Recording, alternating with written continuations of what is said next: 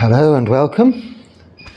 It's been very wet and raining consistently, and also inside. Different directions the rain's been coming from. Had some leakage, but not a problem. The humidity is a little bit of a problem without the fan. But I do have an electric fan for most of the time, so it's okay. And we are now the Uposita, hence the new hairdo today. The Uposita being the new moon, the black moon, the dark moon of May. Moving now towards the end of May and beginning of June. The time marches relentlessly on. How well are we spending our time? A question we ask ourselves and reflect upon as often as we can, but especially on these Uposita occasions, when many of you can, or alternatively on a regular day of the week, like a Sunday, opt to enhance your practice a little more. As lay practitioners keeping 5 precepts, you can determine for 24 hours to keep 8 precepts. Remaining celibate for that day, that's changing the 3rd precept from sexual misconduct to refraining from any sexual activity. Refraining from indulging in any form of entertainment, music, movies, even really the internet. Personal adornments, makeup, jewellery, special clothing, and not eating in the afternoon, and not lazing around on luxury furniture. So just taking the day, the 24 hours, to dedicate yourself to the practice of allowing the mind to become peaceful and calm. Through simply sitting in meditation, not doing anything, not achieving anything, not getting anything, but letting go of all you have for that short time. The rest of your time, keeping 5 precepts with meditation regularly in the morning and in the evening, is enough also to develop wisdom and ultimately even to become enlightened, to attain to the first stage of enlightenment, Sotapanna. And that brings me on to the first comment today. 2 comments I've highlighted for a little bit of discussion. We'll see how it goes. Firstly, one was asking, I was wondering if you could ever dissolve sensual desire, ill will, anger and hatred. And that's part of a longer comment describing someone's practice and situation, but also relevant to this an email in fact, asking me if I could talk about Sakadagami. It says, the one topic I do not hear about or is talked about very minimally is how to attain Sakadagami. And you're wondering if it's possible for a layperson. Well, you can become an arahant, you can become fully enlightened, free from suffering in this lifetime and free from future rebirth. As a layperson, just as you can as a monastic, a monk or a nun, depending on how determined you are to dedicate yourself to the practice. Like I said, you can do this with just 5 precepts. Additional precepts, making up the 8 precepts with those extra 3, abstaining from food in the afternoon, entertainment and lazing around on luxury furniture, is to support that practice of meditation and support the development of the mind through keeping your life as simple as it possibly can be for that one day or a time you might dedicate to that, and be able to concentrate really fully on meditation and no other distractions from what the mind is doing. It doesn't mean that your mind will instantly become peaceful as a result of that, but you will develop the ability to see clearly, the Pali word for that being vipassana, how your mind is behaving in those different circumstances. So I will talk about these levels of attainment just briefly. I think in just a recent talk I spoke about Sotapanna, which is maybe why you've asked that particular question. Sorry, right, let me just get this right. I've got to find my list so I don't miss anything out here. With regards to Sakadagami, why is this not spoken about very often? Well, in fact, the attainment of Sotapanna is not necessarily spoken about very often either. There are very few of us, few people in the world whom actually attain to the first level of enlightenment, Sotapanna, really. Although there might be quite a few who think they probably have. You have to, once attained to Sotapanna, have fully eradicated ego, so any personality view. Any doubt, fully eradicated any doubt, and have no reliance on or expectation of rites and rituals. That doesn't mean you can or you need or have to stop chanting, stop bowing to the Buddha Rupa, stop paying respect to the Sangha. Not at all. These are mindful activities reminding ourselves to reflect on the qualities of the Buddha, the Dharma and the Sangha, as well as the chanting being many reflections on those teachings within the Dharma. But if you're expecting to achieve something as a result of that, other than recollection, mindfulness, then you're considering it as prayer, worship, in order to receive something from an external source. It is the Buddha's teachings that show us that it is for us to help ourselves and therefore demonstrate to others how they can help themselves, not to pray by way of asking. Prayer means a request, asking. So a prayer is that, it's asking a God in a theistic religion, a higher power to assist in your attainments of something, I don't know, success or health or long life, whereas the Buddha is not teaching us that. Buddhism is not showing us that. The philosophy of Buddhism is to show us how to live our lives in order to attain that as a result of our own actions of body, speech and mind. So you've eradicated all rites and rituals. Now that is the attainment of Sotapanna. And many people think, well, I don't have any ego, I'm not a personality, I've abandoned Sakaya Ditti, personality view. And I have no doubt about the Four Noble Truths. I know there's suffering, I know there's a cause of suffering. And of course, there's an end of suffering, and we reach the end of the suffering by means of the path leading to the end of suffering, the Noble Eightfold Path. And you might even have right view, you know that everything's impermanent, unsatisfactory, out of your control. You know that all things are suffering. You know that you've abandoned ego, so you've established right view. You have a full understanding and no doubts that your actions have results, are causes for consequences. That is karma. All of your bodily action, your actions of body, speech and mind will have their results, vipaka. And these results are the conditions that you have caused for anything in the future. This is the understanding of karma, leading to rebirth, if we're still attached to this existence, to personality view, for instance, to the achievements we make. And these are as a result of those desires, or indeed aversions. So getting back to the first comment, I haven't forgotten that, it's leading up to how, or can we, as a layperson, reduce ill will, can we reduce sensual desire? The answer to that is yes, but it's a gradual reduction, not a complete eradication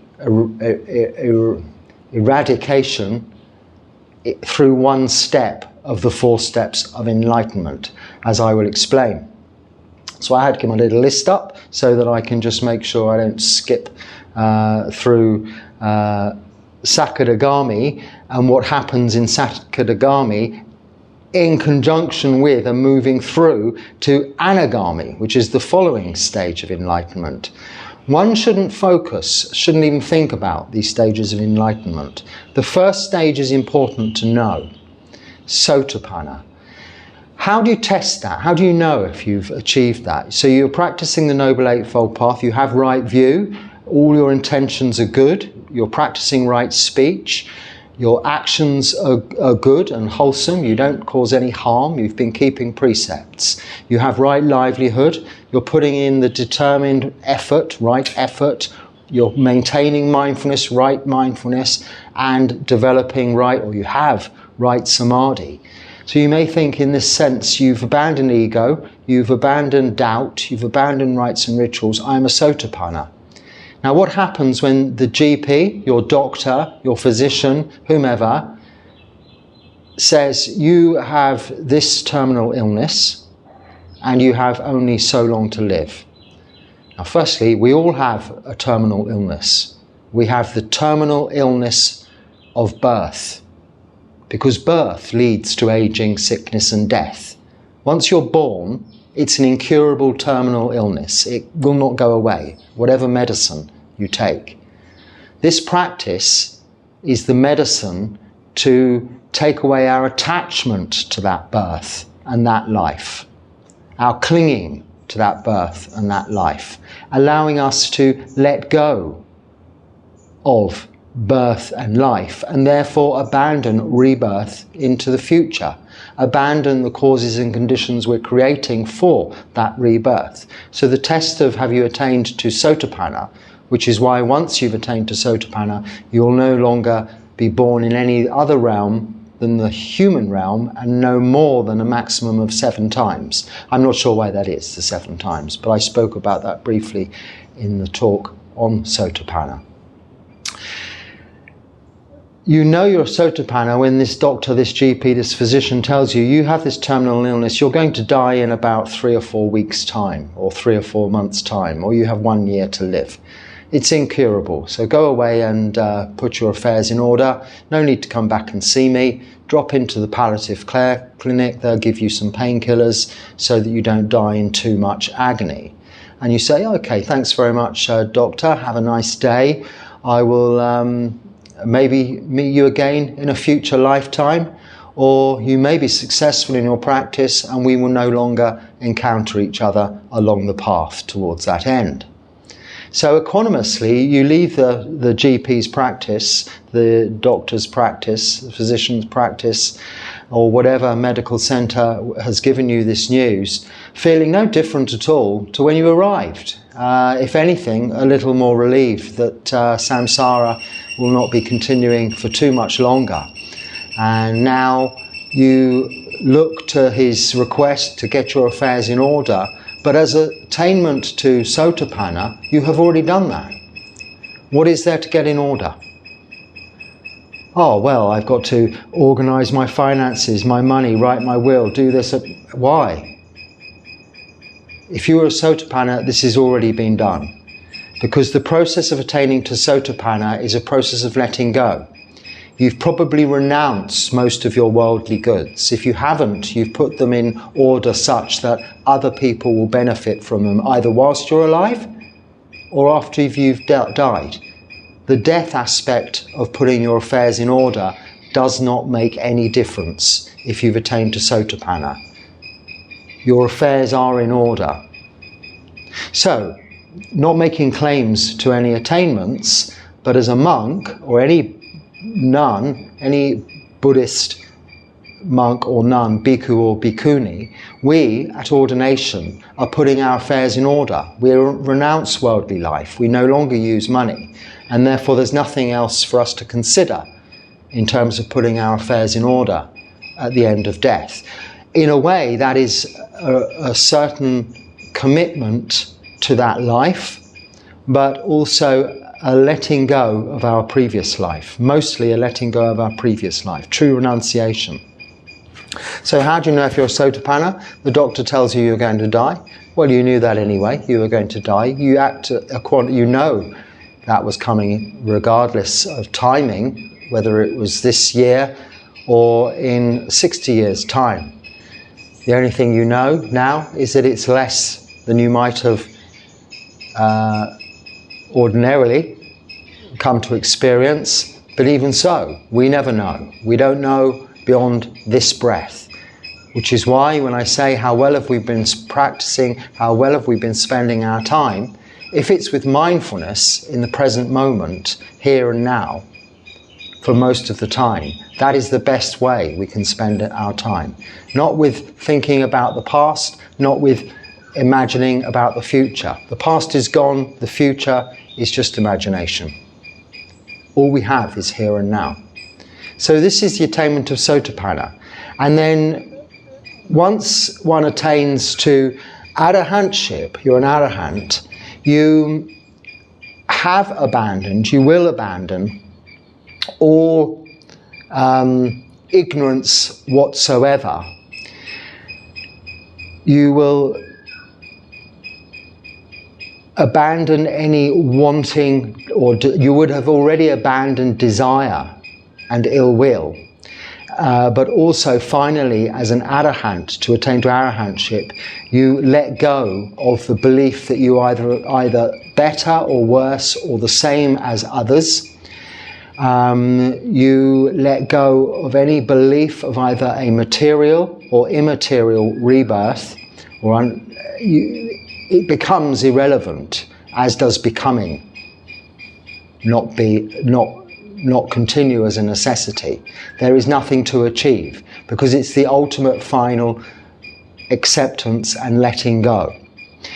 But moving towards that are these two stages, which are not are not talked about often, Sakadagami and Anagami, because they are a gradual reduction. Firstly, Sakadagami is just an advancement on Sotapanna. You'll notice in Sotapanna, I didn't mention that you've abandoned desire and you've abandoned ill will.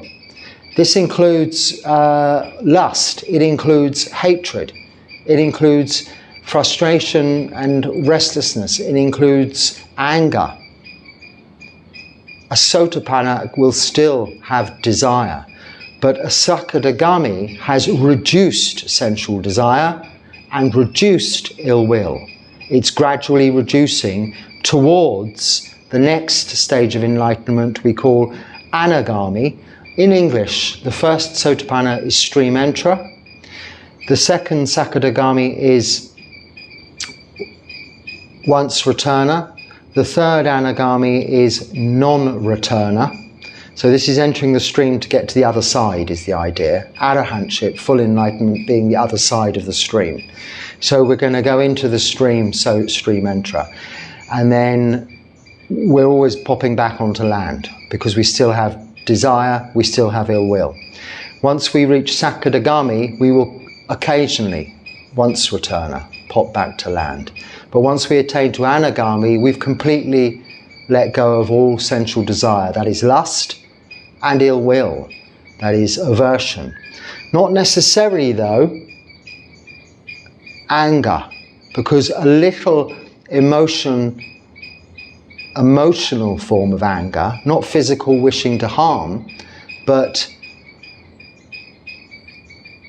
the emotion of non-acceptance, so affecting your equanimity, but not necessarily affecting your equanimity, because you know it's theirs, you can maintain equanimity. But that anger can still even be residual a little through the nature of what will be abandoned later on as an arahant, conceit and restlessness, because the ignorance is still there until you're fully enlightened.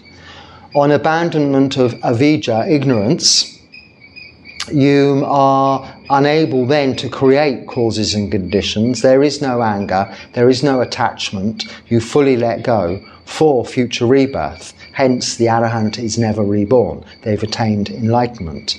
They have no future rebirth. And also, that state of being has no suffering, because there is no desire. It's gone at the stage of Anagami.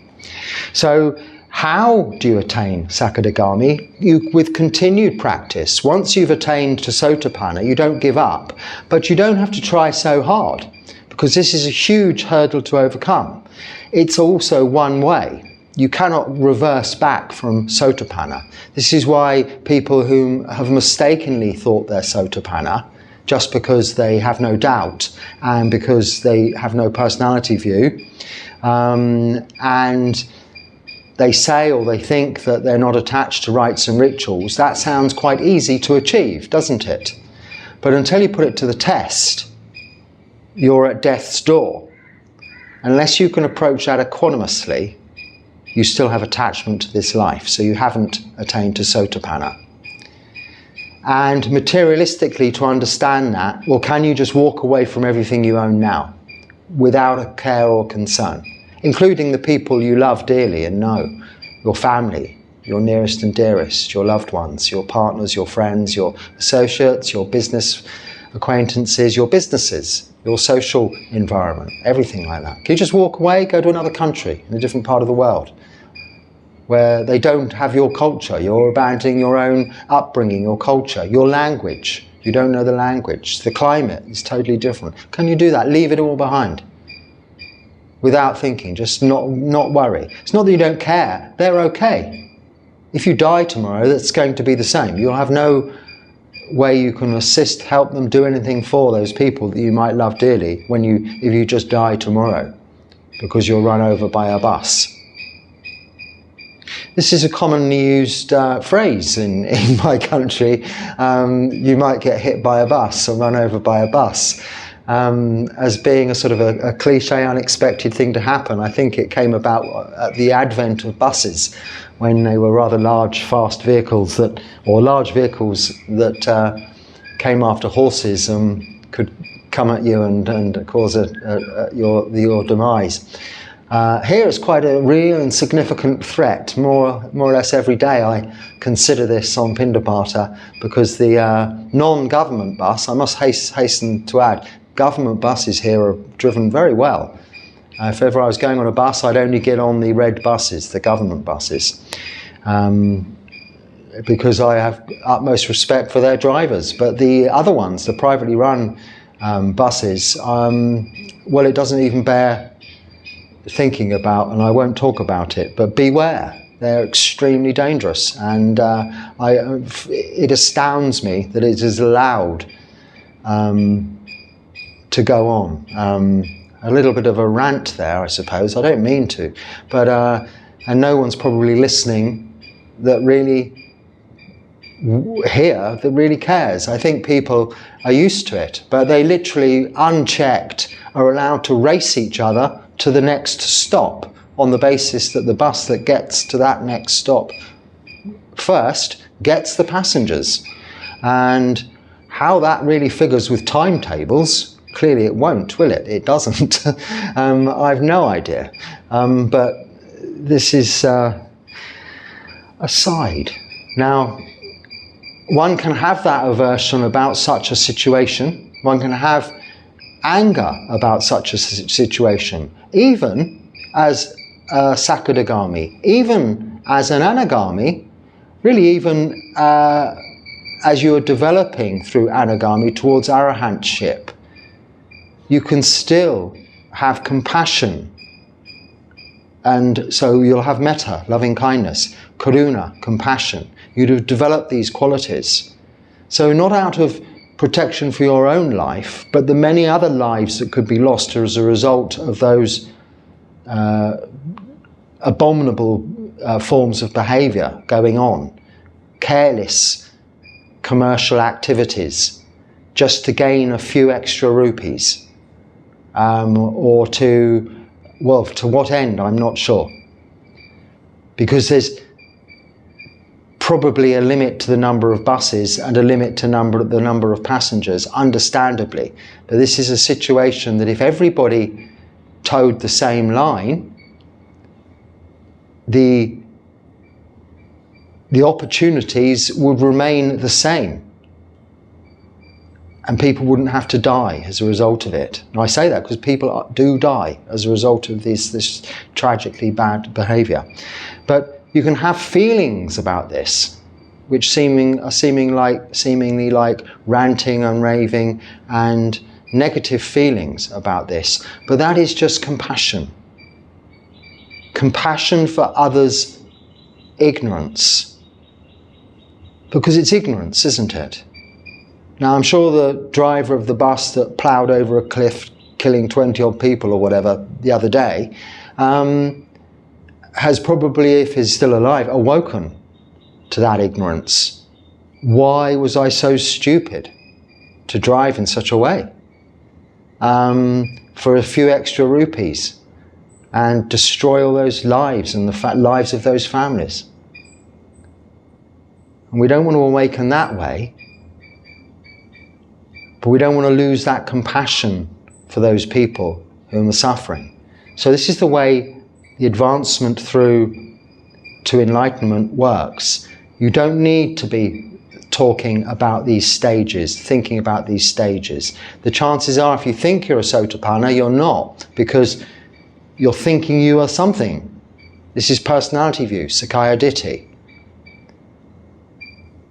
But when you're dying and it's not a problem,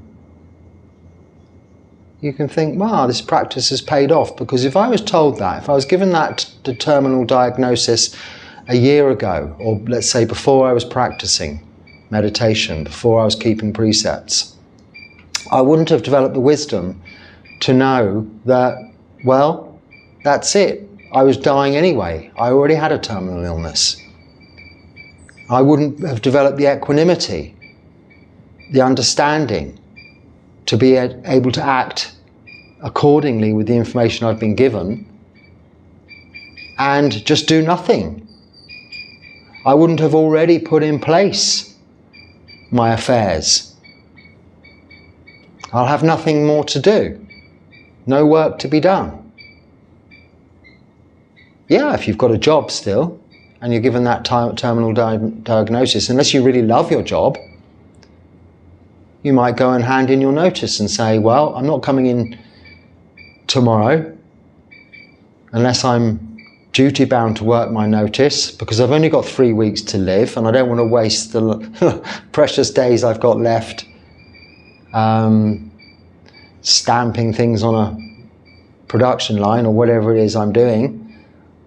I'll spend it with those that I know to share with them my experience of approaching the end of life, and hopefully rub off on them the equanimity I've developed through my practice. So not to be saying, oh, good modelling goodbyes, but to say, this is okay. It's coming to us all. We all have a terminal illness.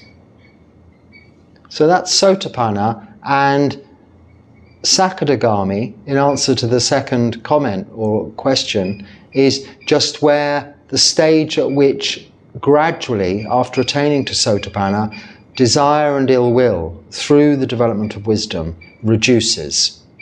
But it reduces gradually as we develop on the path towards enlightenment. And the next stage, Anagami, you will be free from lust and hatred. Now, just to remind you, of course, these fetters that you're eradicating, the root cause, the root part of these is greed, hatred, and delusion.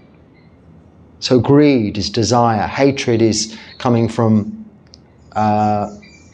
is the extreme form of any form of aversion, not liking, the seemingly opposite of desire. But both are desire, in that either you want something you can't have or you don't want something you have.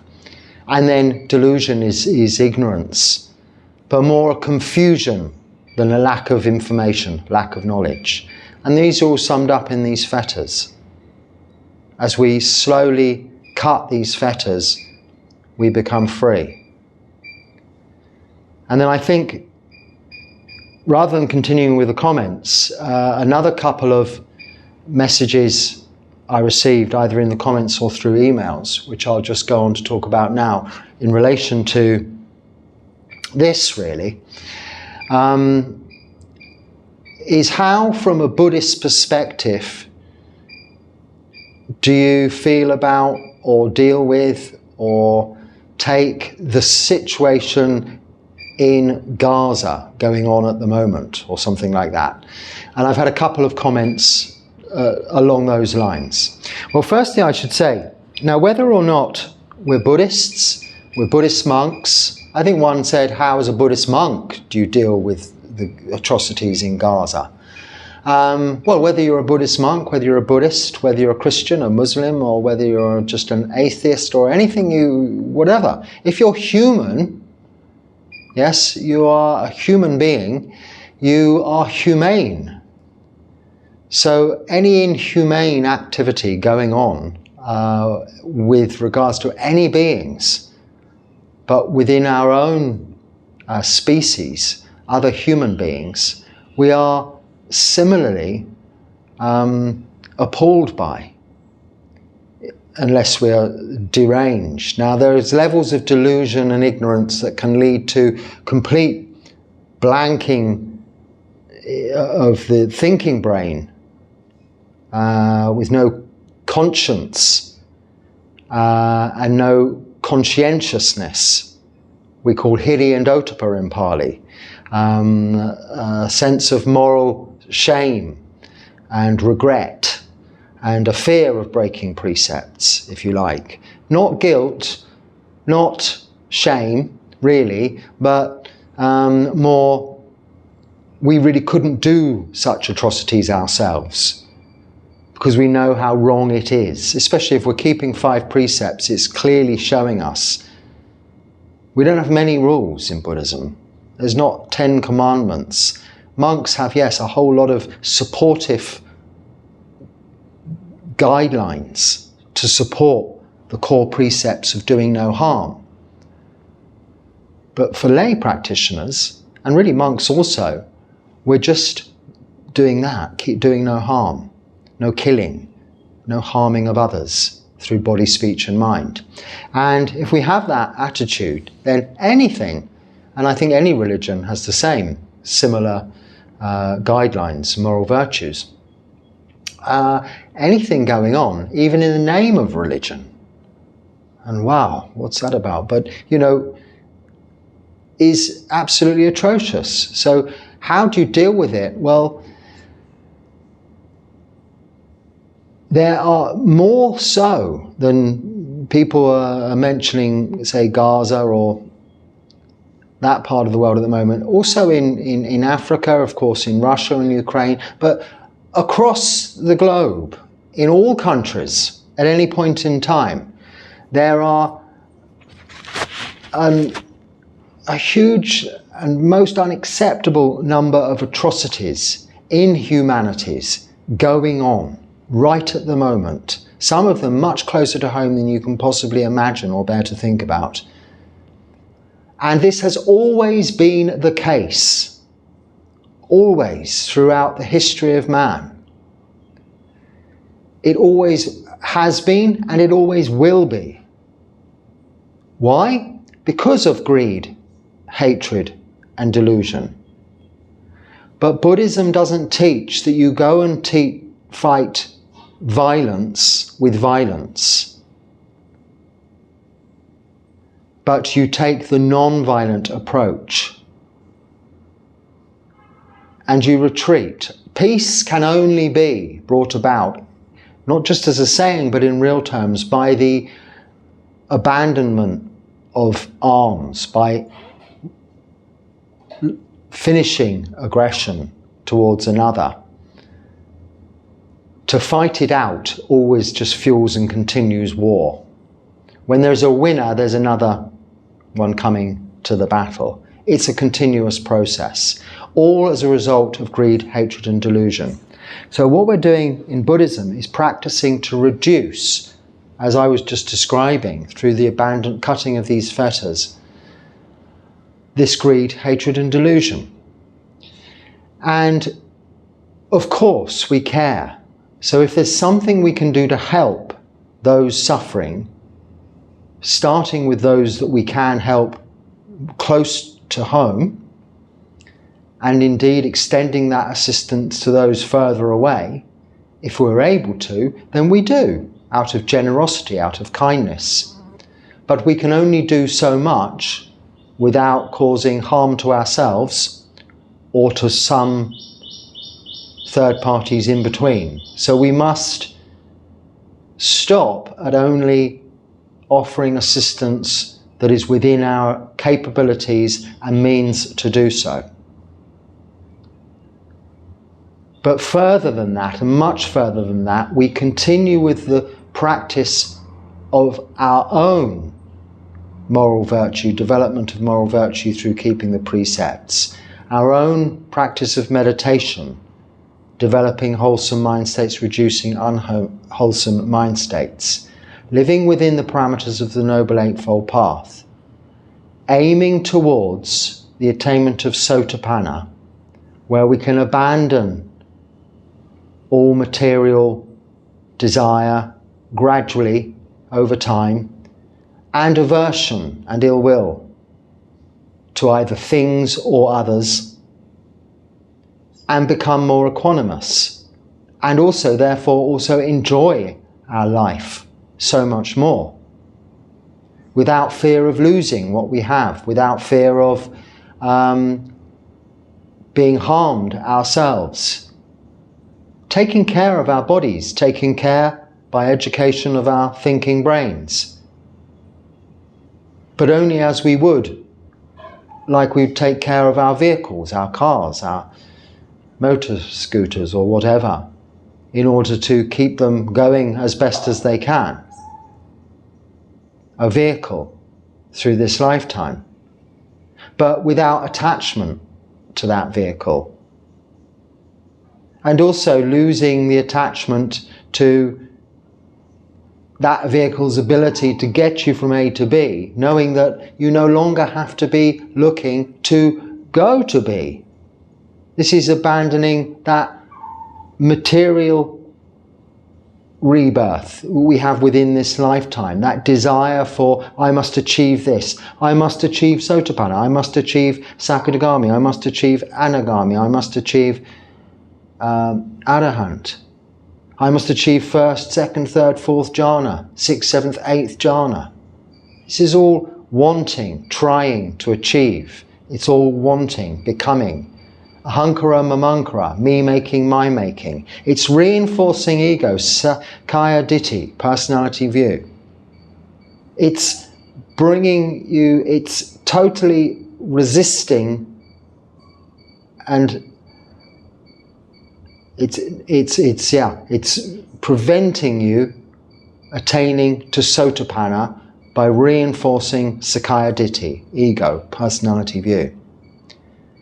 So those at war, behind these wars, causing the wars, not the innocent victims involved, of course, having to fight through no choice of their own. And as I say, it's always happened, it's happening now, and it always will happen. Will always be as a result of people whom are not practicing in this way. And all humans do wish for peace, but through ignorance don't see that the cause of unrest is greed, hatred and delusion. When you see this, you'll no longer be the cause of unrest yourself. Even if someone's threatening you, or even threatening your family, unless without doing any harm you can help, you will accept it as the way it is. Much worse for that person whom is creating all of that bad karma through their bad actions than yourselves, being the victims of those bad actions. Fighting back, however, might feel good for a moment, but only makes it prolong and go on longer. Now, I'm not saying we're totally pacifists, and if someone comes to rob our houses, harm our families, we sit back and watch. No, you use reasonable force to defend yourself and those around you where you can. Reasonable force. Now, you just don't have to analyze that. it's logical. If you're keeping precepts, you have hiri and ottappa, conscientiousness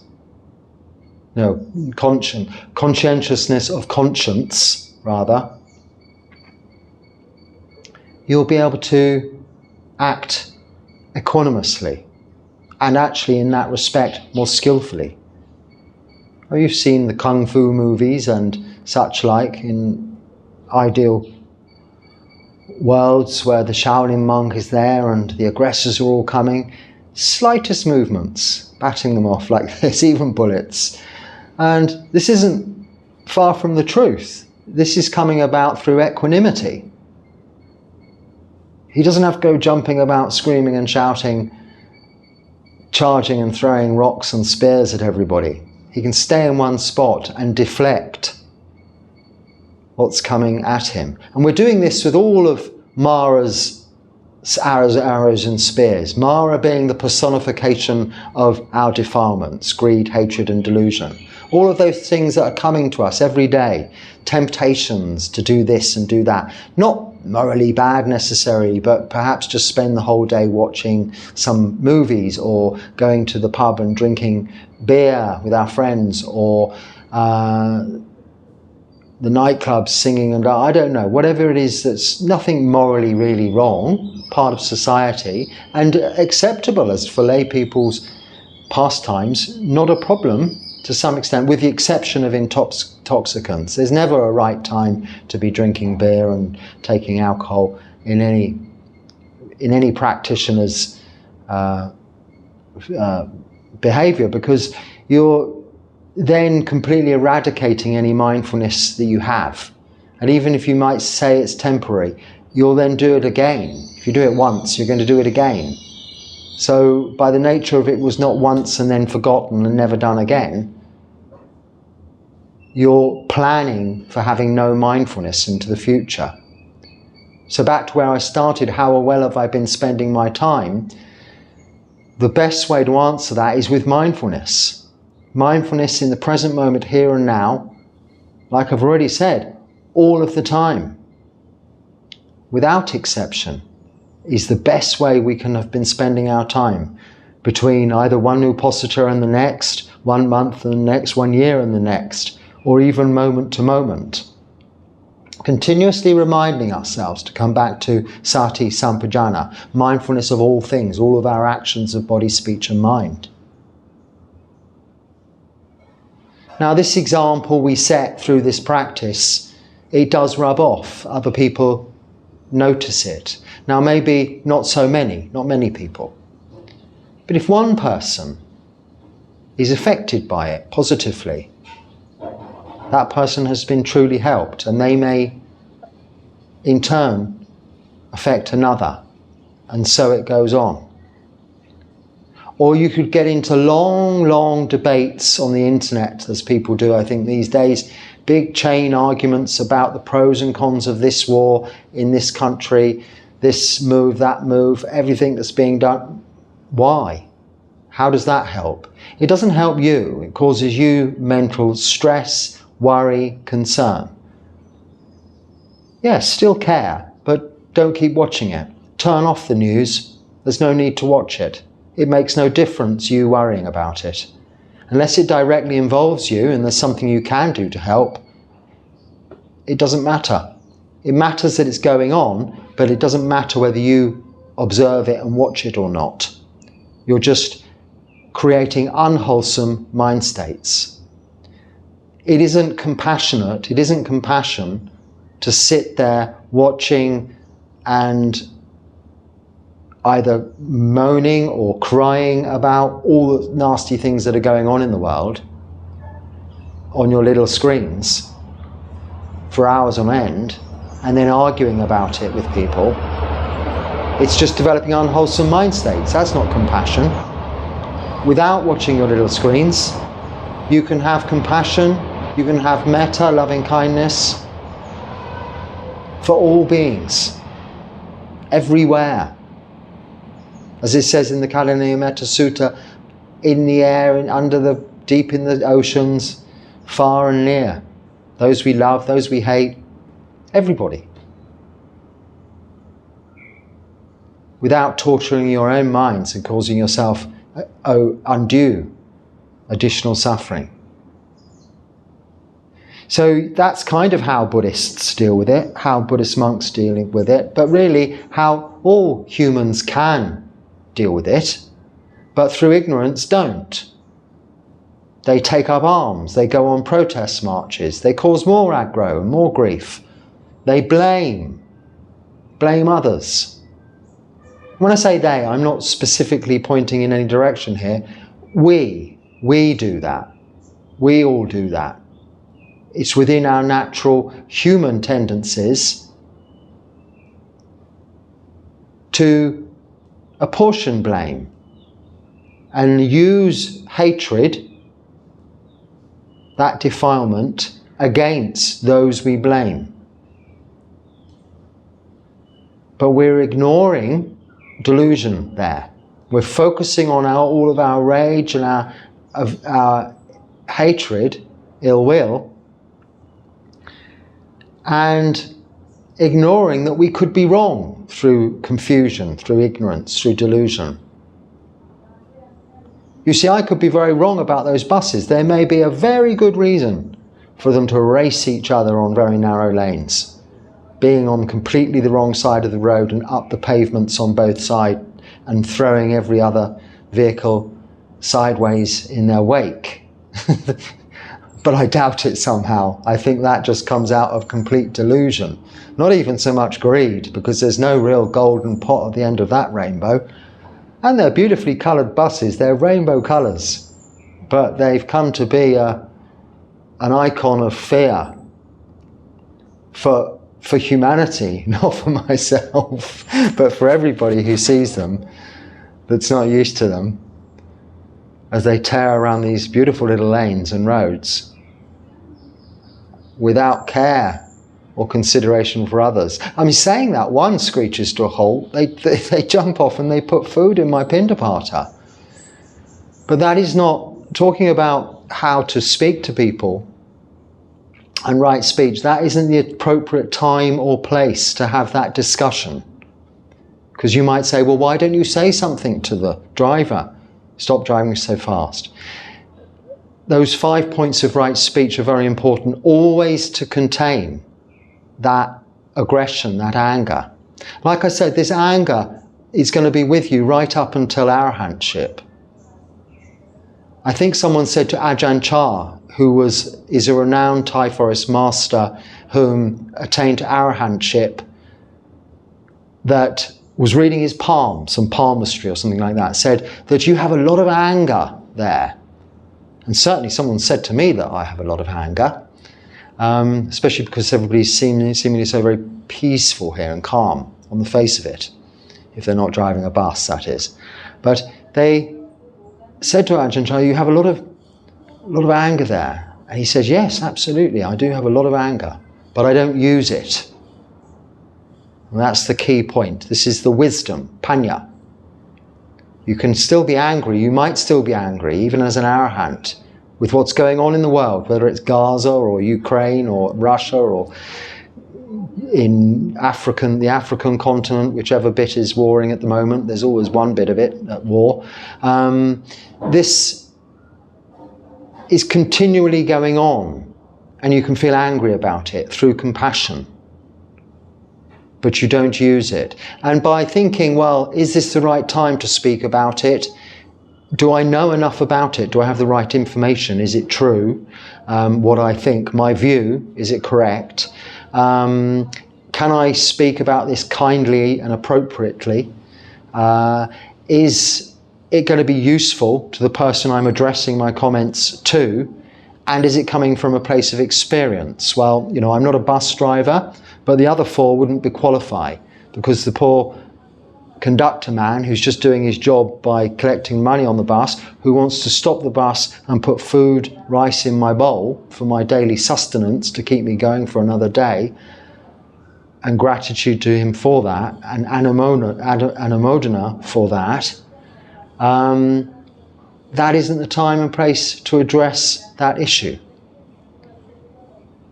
But if we still have ignorance, we might get angry at that.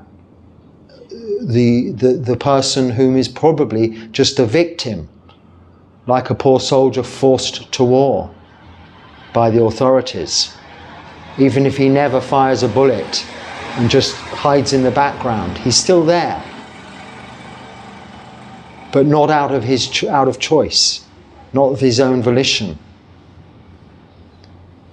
So the overall practice of Buddhism, yes, it is right to say, well, how do Buddhists treat these situations by comparison to, say, others?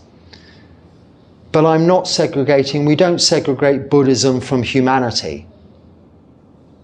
I think all beings, all humans, especially, you can extend it to all beings, but we know humans, it's our own species, intimately, are compassionate towards others, have the capacity for loving kindness, and don't want to harm others. Unless there's this absolute strength of delusion, ignorance, that completely blocks something in the thinking brain. I'm not talking about the mind even here. That's too subtle, the citta. But when one has no moral virtue whatsoever and maybe would be considered as sociopathic or psychotic or something that can do harm and even derive pleasure from it, it is the mechanical aspect of the thinking brain where there's something broken there. But this has still come as a result of greed, hatred and delusion, those defilements. So I've tried to cover there, well, I didn't try, it just happened, I suppose. I did have some comments ready to go through, but once again I haven't gone through those, so those can take pride of place tomorrow for our talk then. If I survive the rain at night, the leaking roof and the humidity to live another day, I'll be here again to go through your comments. But for today, we're looking at this practice as a whole and the attainment of enlightenment through those stages of Sotapanna, stream entry, Sakadagami, once returner, Anagami, non-returner, through to arahantship, and how that's not something to look at levels of attainment, but as a gentle but sure progression over time through our practice. Whether you're as lay people or myself as a monk who's dedicated all of my time to this practice, but already gone through the process of renunciation to be here practicing this way, we're still aiming towards the same thing, to be free from those fetters tying us to rebirth, but most importantly, eradicate suffering within this lifetime, through the eradication of greed, hatred and delusion. So thanks for those comments to give us something to talk about there today. And we don't forget those suffering throughout the world, whether they're nearby or in those war-torn parts of the global community, because we're all one, whatever religion, whatever race, or whatever sex. It's all just conventional. It's all conventions that cause all these problems in the first place. In reality, there's plenty to go round for everyone. But we know in reality that is not the case. It never has been, it isn't, and it probably never will be, whilst there is greed, hatred and delusion. But the more that can join the Buddha and follow in his footsteps, Siddhartha Gautama, who attained to full liberation, and disciples of his subsequently over 2,569 years, arahant practitioners whom have proven through the practice of the Buddha's teachings, the Dharma, that it can be done by way of their own example to teach us, out of their compassion to benefit us. We too can experience that. And then, without saying a word or doing anything, show others by that example how they can help themselves also. Empower them through what we've learned by sharing it with them, how they can help themselves. And if they are suffering, how they can be equanimous also to that suffering. As you are, if you've attained to Sotapanna, equanimous to anything that you're presented with. If you've given everything up already, you've nothing to lose. Only suffering of living. This isn't an nihilistic point of view, because it frees you so much up to the enjoyment 100% of the life you have, what we have in nature. All of that's around us and is there. The air we breathe is free.